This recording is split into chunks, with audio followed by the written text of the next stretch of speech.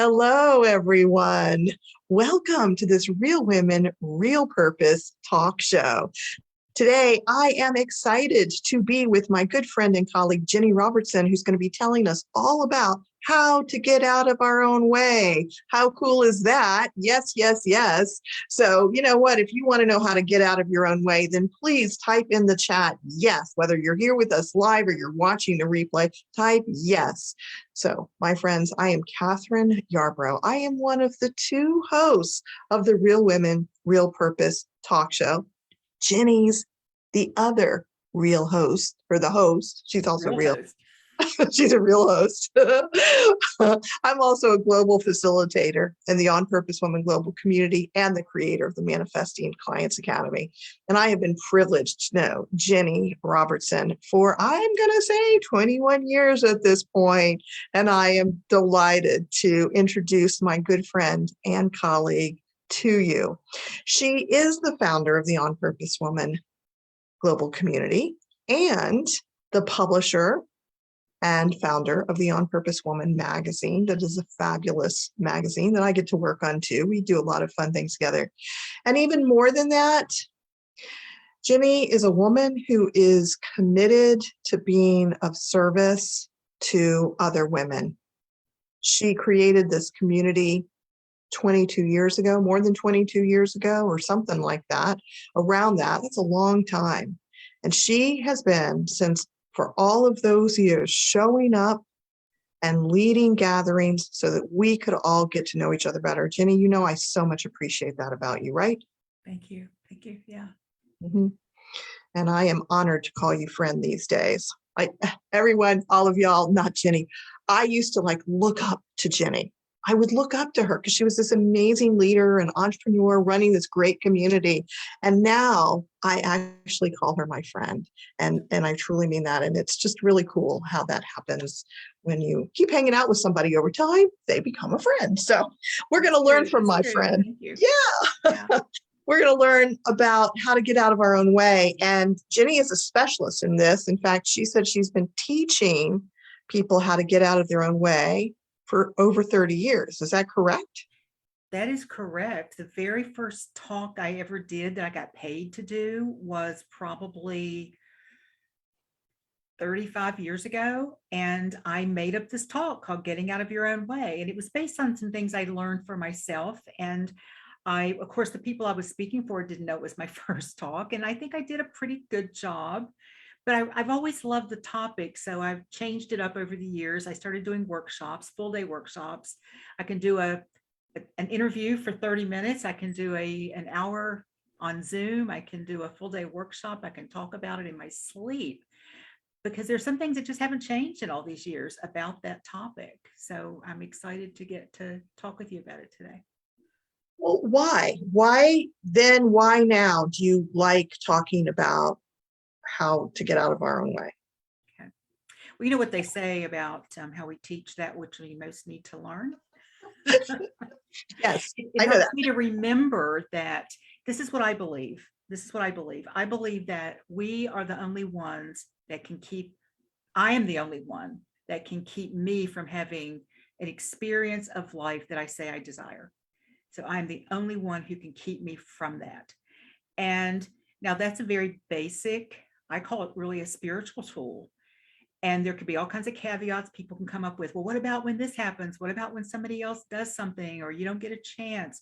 It's still up to me to determine the experience I'm looking for and then do what I need to do to have it. And it may not always look like what I thought it would look like. And so that's when all these kind of excuses come in that say, well, I can't do that because then it's either because I don't really want it, it's not mine to do, or I've just gotten stuck somewhere. So I just love this idea that we all have within us this power to have a certain type of experience of life, no matter our circumstances. I love that, Ginny. And you have an article in the current issue of On Purpose Woman magazine. I believe the title is Get Out of Your Own Way or Getting Out of Your Own Way. And I encourage everyone to go to opwgc.com/magazine and read it, because when I read it, this when I read that article, it shared just what you shared, but a little bit more. And we're going to go into depth here. So I'm glad all of our listeners are here. But I was so struck by the reminder, the simple reminder that it is in my hands.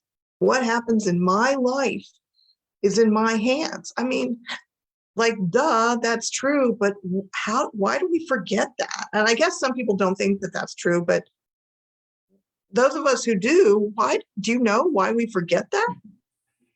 Well, because life gets hard sometimes, and it's easier. I know in my life was sometimes easier to look outside of me and have an excuse or a reason that I could blame either circumstances or someone else for, rather than take the action myself, because sometimes we just want to lay in a puddle and feel sorry for ourselves, and there's nothing wrong with that as long as we don't lay there really a long time.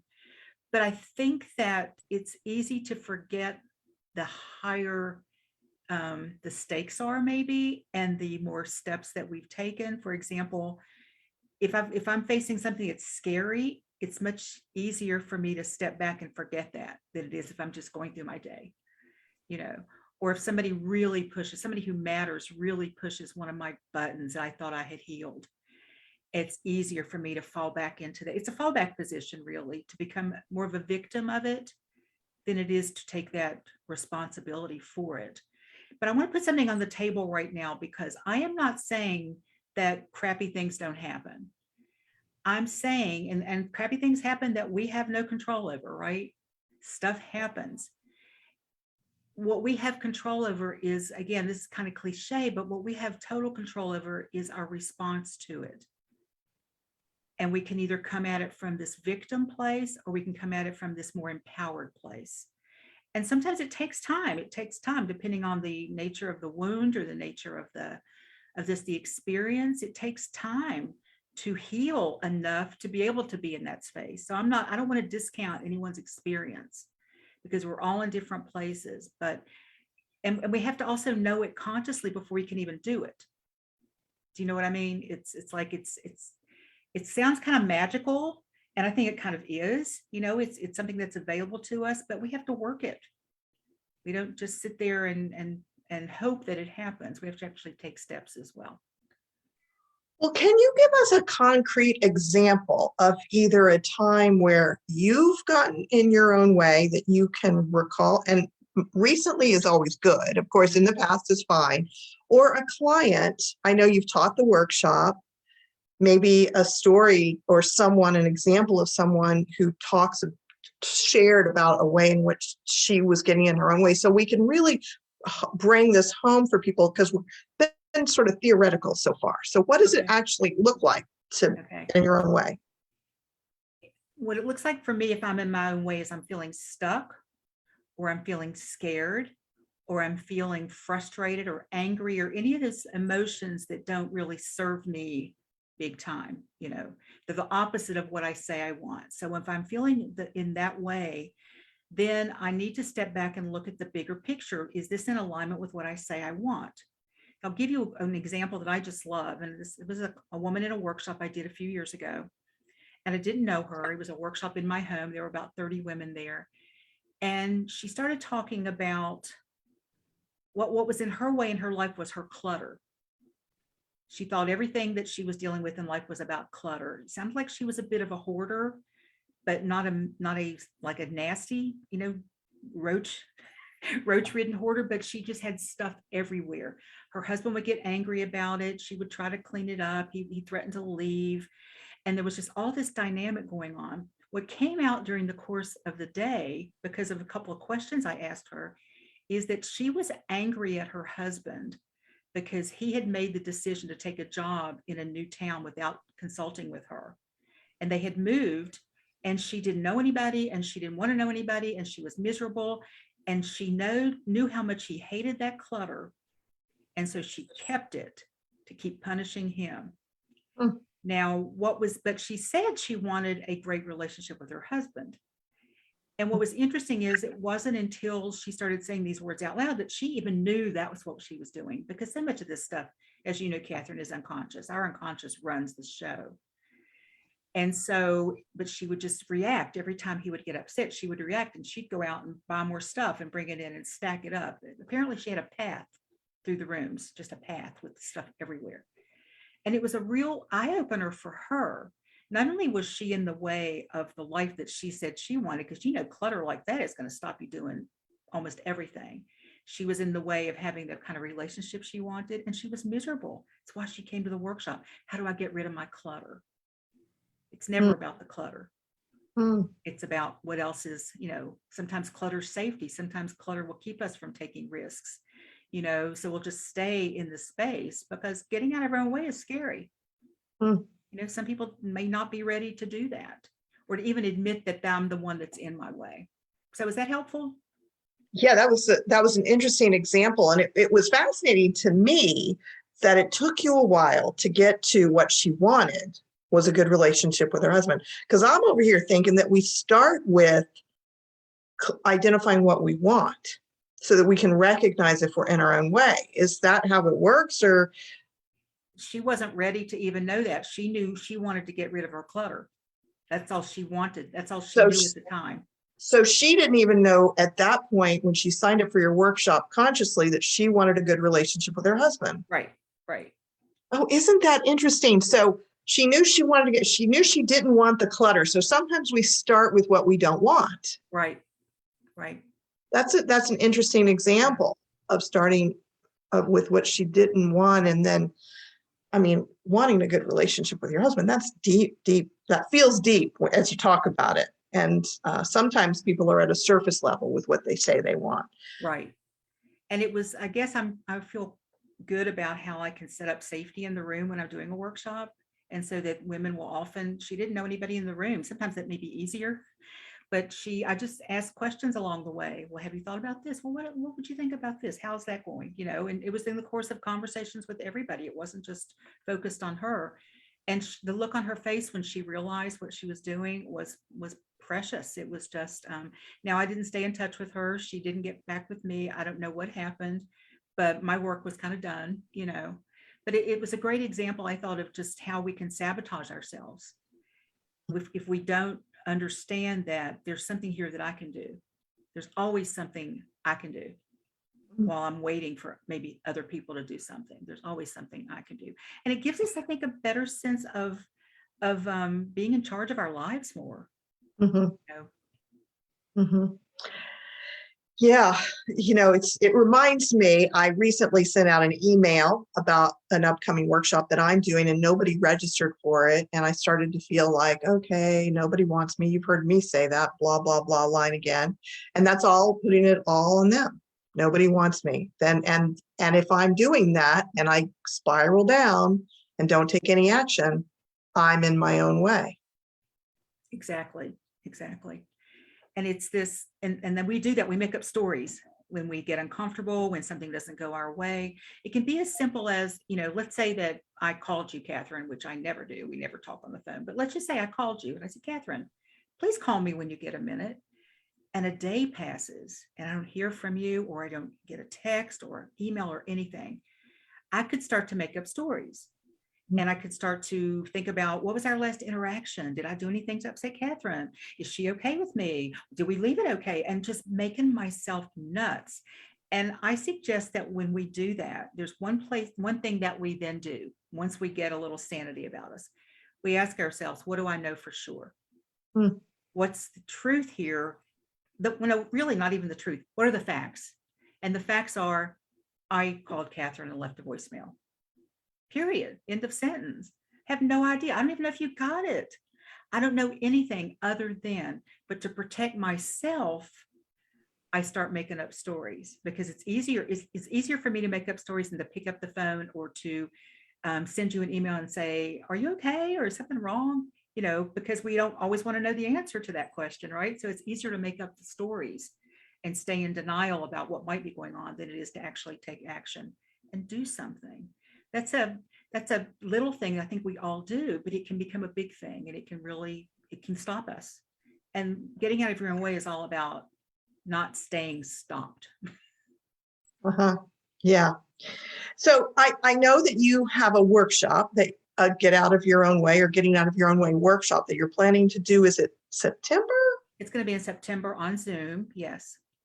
Do you have dates for that so people can? September I don't know why I feel like I have to look at it but I did.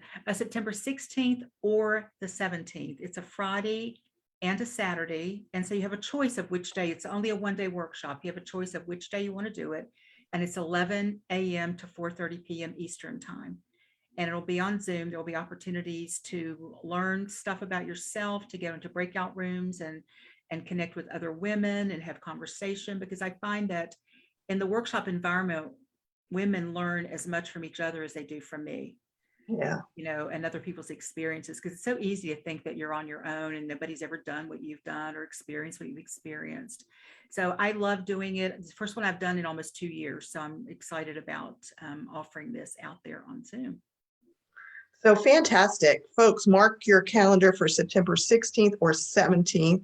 And Ginny will be sharing links to register as soon as she has them up in the next month or two, probably for the next magazine issue. It will be coming out.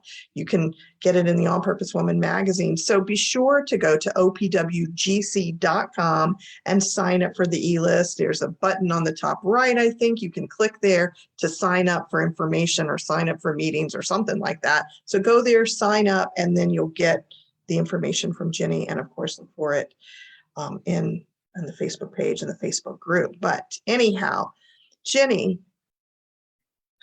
let's do something really practical. Will you play with me? Sure. Okay. So let's say there's something I'm in my own way about possibly. You? No way. I know.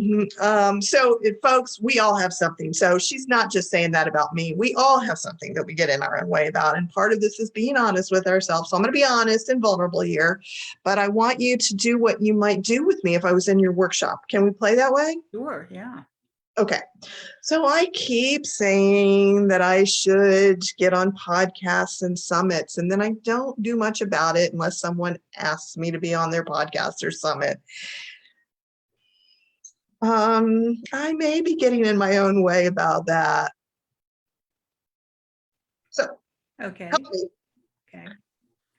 The first thing I would ask you is, why do you want to be on podcasts and summits? What's the win for you? What's the payoff for you? Is there a big enough payoff? Because often until we get a bigger payoff for doing something, then we do a reward for not doing it, we won't make the change. So for example, if I keep saying, I'll give you an example from my life. Many years ago, I had decided that I needed to get a PhD because that was the only way I was going to be taken seriously if I wanted to do this kind of work out there in the world.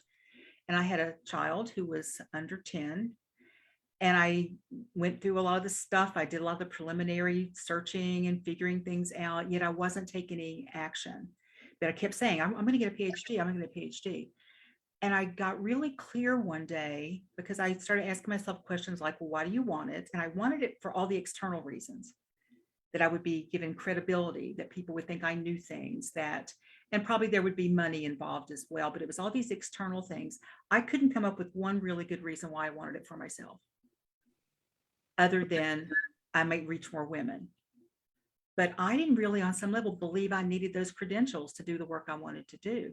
And underneath all of that was this clarity that said, Ginny, do you understand what it's going to take to make that happen? With a child, with a job, with all this other stuff. And I got clear that says, it's not for me. It is not mine to do. So I think that's a good question to ask at first. Is this mine to do? Because sometimes the people that are telling us that we should do these things, it's because they're doing it because it's theirs to do. It's not always ours to do.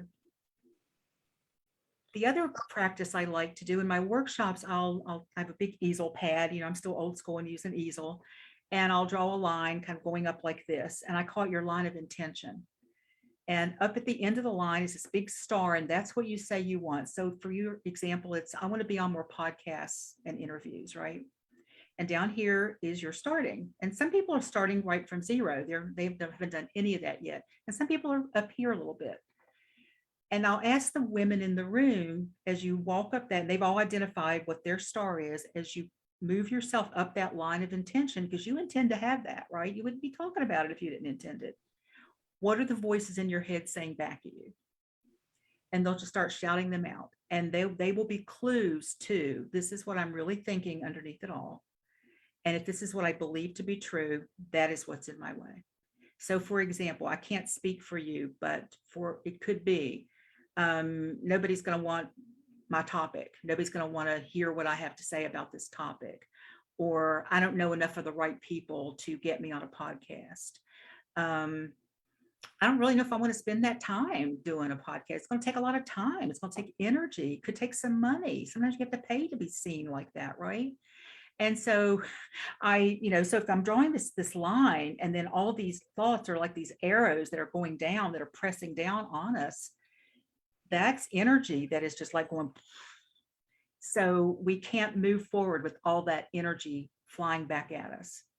And so the idea is to move the arrows so that they move forward with us, if it is ours to do. But I think it's a great exercise first, because it'll help us determine, these were fears, obviously, are they valid? Are they likely to happen? If they are likely to happen, do I still want it? If I still want it, do I think I can deal with it? So there's just it's just honesty, self-honesty that comes through, because we can fool ourselves a lot into thinking, well, that's what people do who want to speak on stage, right? They have to be seen more. And that's true. Some of them do. And not everybody does it that way. So I think just getting clear on why you want it for you first, the very selfish reason. What's it going to bring to you? And is it worth it? Is it worth the time, energy, money, brain power, marketing time, all that? Is the payoff worth it? Yeah. Is that helpful? Oh, goodness sakes. Yeah, if I wanted to put energy and time into doing this, it would be very helpful. I mean, you've already given us like how to do it. Well, you've given me a couple of things that I can do that would be very, very helpful for me to do to help me decide if I want to keep it on my list of possible things to do and either take action or keep draining me if I don't take action, because that's how it feels. If there's something, at least for me, if there's something that I say I want to do and I don't take action, it feels worse. Mm-hmm. Yeah, me too. Mm-hmm. And so, one outcome could be, okay, I'd like to be on some podcasts. I'll just see people calling me and contacting me about it. And that'll be enough for me for right now. Do I want to add anything else to my plate? No, I don't. No.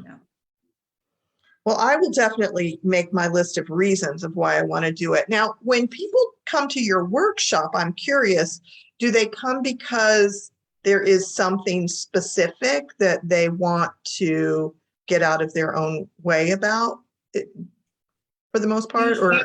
Usually I'll send them like pre-workshop homework, and I want them to have at least something to work on when they walk in the door.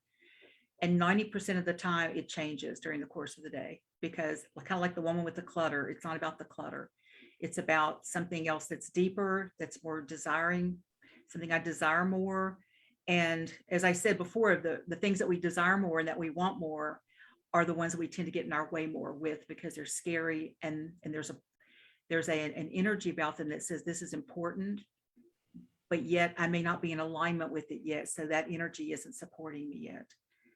So in my example of my thought story that I should get on more podcasts and summits, maybe what I really want, and we don't know this because I really haven't done this work yet, but maybe what I want is more people to know that I exist. And that could be done in different ways. Podcasts and summits are one way, but that feels more scary. Yeah. I mean, I can feel the fear right in my solar plexus just saying that, more people to know that I exist. Yeah. It's like, ooh. So something like that, let's say I took your workshop, because y'all, I haven't taken it yet. Maybe I'll go in September. I've known Ginny all these years. I kept thinking, I don't get in my own way. I got my own things to work on. But sounds like my friend and colleague, Ginny Robertson, really knows her stuff about getting out of your own way. Because I don't know, Ginny, I kept thinking it was just that it was all about just getting in your own way in general, because I don't think I do that. Mhm. And so if I knew that it was come prepared with a specific thing that I wanted to work on, I just might. We'll see what my schedule's like on September 16th and 17th. I'll see Okay. which day works for me. Yeah. Yeah. Yeah. So, okay. What else? Is there anything else about getting out of your own way that you would really like our listeners to know? And while you're thinking about that, I'm going to see if anybody's here, if anybody's commenting on what we have said so far. So any thoughts about that? Yeah, I have this sort of basic thing that I believe around getting out of your own way. And I think the stories that we tell ourselves are based on the perceptions that we have about every aspect of our life. For example, well, I'm not going to give you an example yet, but information comes in, you and I could be sitting on a Zoom call and the third person comes in and they say something and we can interpret it completely different based on our life experiences. So when information comes in, then we process it, and we process it so quickly. We don't sit there and go, okay, I'm thinking this because when I was 8, this happened. We just make a decision in that moment. Good, bad, indifferent, for me, not for me, scary, whatever. And we take an action. Often when we do that and we take an action that doesn't work or we don't. So for example, your podcast information comes in and let's say you get invited to this podcast and you're great. I want to do a podcast, and you don't really check it out well enough. You don't really know if it's a fit for you, but you just want to say yes because this is on your list, right? And so you say yes. And then you start to think about, well, maybe I better find out more about this podcast. But then you start to make up stories about the podcast, about, well, I don't even know why I said yes to this because I don't know anything about it. Why didn't I do that? It's just a way of beating ourselves up after we make a decision. So I'm not sure I'm being clear here because I'm using an abstract example in a way. But let's say that you take the action of doing the podcast because you said you wanted to, and it doesn't work out so well. Typically, what people do when they make a change or do something new or different and it doesn't work, they want to go back to, I just need to do something different next time. I just need to take a different action. So you could say, well, I'm going to be pickier about the podcasts I apply for or I say yes to, right? That works sometimes, but this is all about behavior changes, which, as you know, aren't always long lasting. We need something else to support the behavior change. We don't always go back to well, I wonder what was going on that I said yes to it in the first place. So go up and examine the actual thoughts we were having, the perceptions that we had about the situation that we may not have even said out loud or out loud in our brain before, but they're there because they're all based on our past experiences. And if we go back and look at, oh gosh, I said yes because I'm afraid nobody else is going to ask me. Or, oh gosh, I said yes because I just want to feel better about myself because it's something I keep saying I want. So there's some kind of little hook there that says this is why, and that's that whole definition of insanity. Some people do this all the time and they keep saying yes to things that aren't theirs to do, or yes to the same person, dating the same person with a different face, ending up with the same boss in a different company because of all this stuff that's going on back here. I think it was Wayne Dyer who said it's like the wake is driving the boat rather than the boat causing the wake. So we're reacting to that stuff. We're making these quick decisions and we're saying yes, or we're getting a result without actually thinking about the in-between stuff, which is, what do we think is true about all of this? So, you get invited, you take an action, you get a result. You go back, okay, I'll do this different next time. I won't say yes to the first podcast that comes along. Might not work again. What now? How about going back up to, why do I want to do a podcast? Why was I so quick to say yes when I didn't even know if it was for me or not? Just to examine those truths. I know you've done a ton of work on yourself, so it'd be very easy for you to just quickly go, oh, it's that old thing again.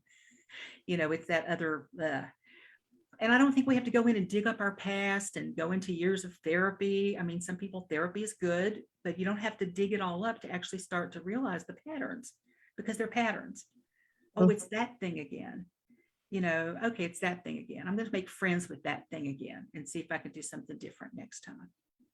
So, can you give us a personal example of a pattern that you have identified?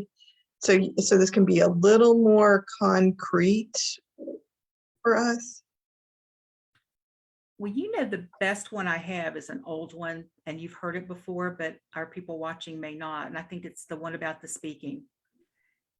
When I was a little girl, well, I'm not even going to tell you that yet. When I was in my corporate job, I was working for Chevy Chase Bank. It wasn't my last corporate job. I was in my mid 30s, and I had risen up a little bit in the ranks, and I was supposed to go to a conference at the Mortgage Bankers Association in New York City. And a week before, the head of the department walked in. Actually, he was vice president of the company, walked in and told me that they'd had a cancellation on their customer service panel, and I was going to fill in. And I said to him, I don't do that. And he goes, you don't do what? I said, I don't speak in public. It's not something I do. It's not my thing. And he said, well, this isn't a request.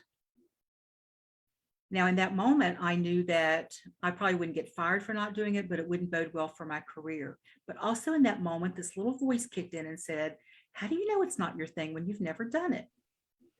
Because I'd also been doing some work on myself and had opened up some things. And I started to think about, why am I so afraid of public speaking? Why am I so afraid of being seen on a stage or doing something wrong? And I remembered, and I don't think it was instantaneous, but I remembered something that happened to me when I was a little girl, around 7 or 8. I even called my mother to make sure it happened, because I thought I made it up. We went to church usually, and we had missed Palm Sunday. And so we went on Easter Sunday, and my Sunday school they were doing a little pageant, and everybody had gotten a part but me, because I wasn't there the week before. So my teacher gave me a poem to read so I could participate. I don't remember how long the poem was, but I also had this really great photographic memory when I was a kid. I could just look at stuff, I could read it, and I could memorize it. So I was not going to, everybody else had memorized their parts. I was not going to go up there and be the only one reading something. So I was so confident in the 10 minutes I had to memorize my poem that I left it with my mother in the church pew, and I walk up front. And now that I know what happened, I can remember the little dress, like the crinolines and the fancy bonnets. The church was packed. There was standing room only in the back. It wasn't a big church, but it was packed. And I started to recite my poem. And I don't know, again, I don't remember how long it was, but I know that there was a point, could have been 3 seconds in, where I had no idea what I was going to say next. And it felt like the whole room went black, and I had this buzzing in my ears, and I was just stuck. I just stood there in just fear. And somebody started to laugh. Mm-hmm. And I ran from the church. I ran out the door, and I flung myself under a weeping willow tree, and I cried. But I cried. What I came to the conclusion is, I cried because I was humiliated. Mm-hmm. It wasn't funny. People came out and they told my parents, oh, that was so cute. It was not cute. I was humiliated. So what was going on, I think, all these years, I was president of the Thespians Club in high school, and I didn't act, but I could be president of stuff. I would always say, no, I'm not, no, I don't, it's not my thing. I'm not going to try out for the play. And I realized that I had this underlying truth that said, if I speak in public, 2 things will happen. One is I will forget what I'm going to say, and then people will laugh at me, and I will be humiliated. Now, that was so unconscious that I didn't even know, but I was saying no to all these opportunities, right? And it wasn't until I think I just opened up some space, and when I started examining myself a bit, that when he said that, something clicked. And I said, oh, well, how do I know? I started to question this pattern that I had of always saying no to those opportunities. And I can't tell you how many, there were a lot. They were in college. There were some in my former careers. And I always like to think of, what if I had just not done that and said, no, I'm not going to do it, and you can fire me or whatever. And I never took that chance again. And we wouldn't be here talking right now, because I would have never probably done any of the stuff I've done. Right? Because you ended up saying yes, and you did speak. Yes, all I had, I had to. I just felt like I had to, but yet I was And what curious happened? now. How did it go? Well, it was actually pretty cool because I wasn't like on a stage by myself. It was like a Senate subcommittee hearing. There were 4 of us. We were on a stage, and we had microphones in front of us so we could sit there and speak, which was a great first time out, right? And what he had said to me is, you have one of the best customer service departments in the industry. You know your stuff. What are you afraid of? And I thought, I do know my stuff, and I could have notes. It wasn't like I had to be entertaining people. We were educating. And so it was fine. And I got this little taste that says, I kind of like that. I might want to do that again, and the rest is history, of course. Yeah. Yeah. Wow. So part of what I get from that story is, if there's something I either keep saying yes to or something I keep saying no to, wonder. Yeah. Be curious. Get curious. What's the pattern going on? What's happening?